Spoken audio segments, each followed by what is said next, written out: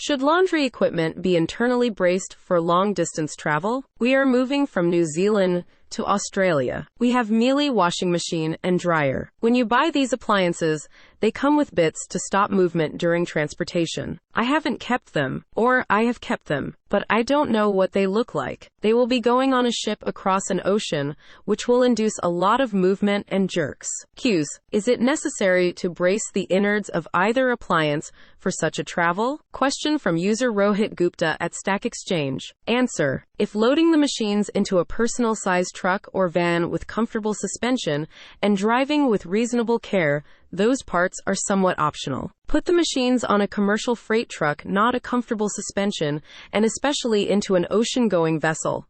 And that's why those parts were installed at the factory.